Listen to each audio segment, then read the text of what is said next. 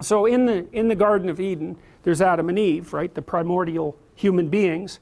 And there's a walled garden. That's paradise. Paradise means walled garden. And Eden means well-watered place. And so there's this idea that the proper habitat of human beings is an amalgam of social structure and nature. And that's exactly right, because that's what we live in, right? We never live in nature. And we never live in society. We live in an amalgam of society and nature. That's the human environment. So it's a walled garden. All right, and so it's a productive, well-watered place where we could thrive. It's safe, and it's ruled over by a father figure in this particular story.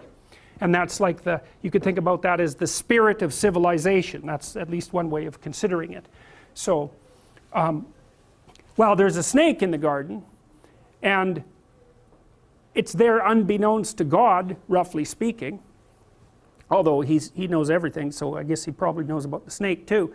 And he tells Adam and Eve not to interact with it. Fine, and they do, and the snake wakes them up, right? Because when they interact with the snake, they're given a fruit that opens their eyes and makes them aware that they're naked and vulnerable, and then dooms them to work. Well, I'll tell you the whole story much later in the course, but I want to give you an overview of it now. But then there's this really strange idea that developed over the course of the development of not only Christianity, but Judaism and a number of other religions that fed into the mainstream of Christian ideas, including Zoroastrianism.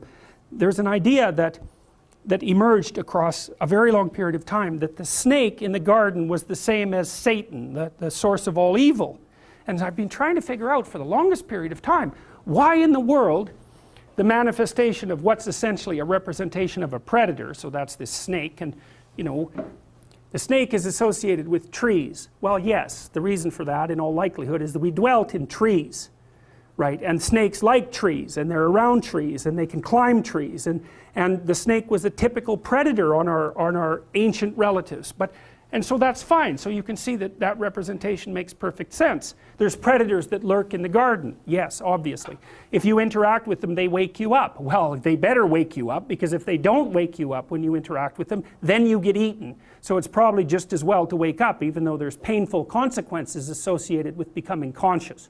And that manifests itself immediately in the story of Adam and Eve.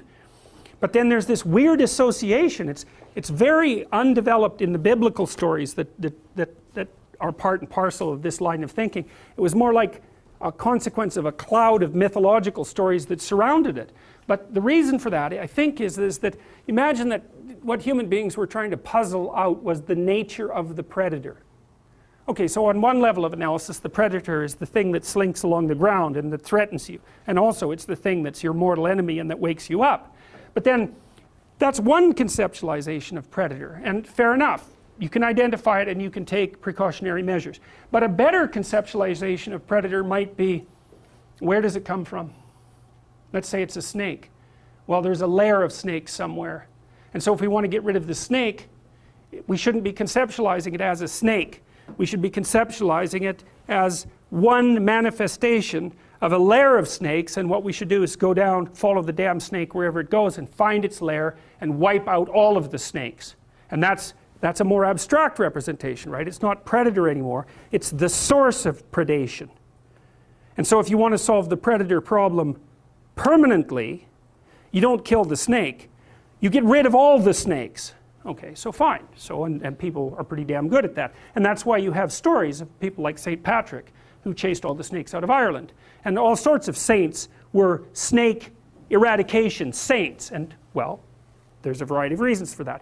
But then you might think, okay, well, the worst predator is the lair of snakes, right? But then you might think, well, wait a minute. The worst predator isn't the lair of snakes. Maybe the worst predator is the enemies that come to attack us. And those are human enemies. And so what we do is we defend ourselves against the human enemies. We put walls around our cities. We fortify our land, and we defend ourselves against the evil that's lurking in other people's hearts. And so that's like a higher order snake.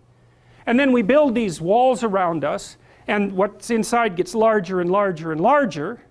And then what happens is the snakes start popping up inside the cities, because, you know, we've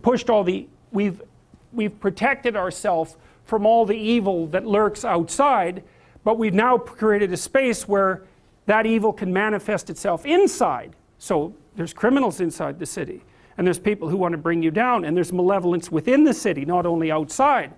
So then there's the problem of the snake that's closer to you.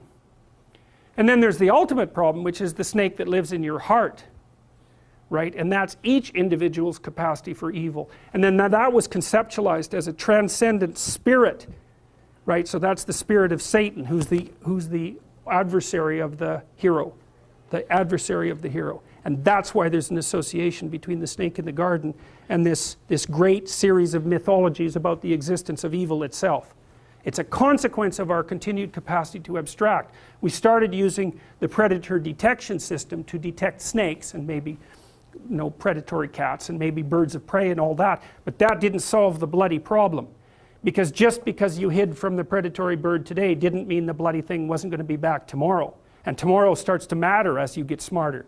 And then once you're on that pathway and you're starting to think abstractly about the predator, the nature of what constitutes the predator starts to become, because you're trying to solve it across all situations simultaneously, it starts to become very much more abstract, and it ends up being something like a personality, like an eternal personality, and an eternal personality that has its effect on everyone all the time.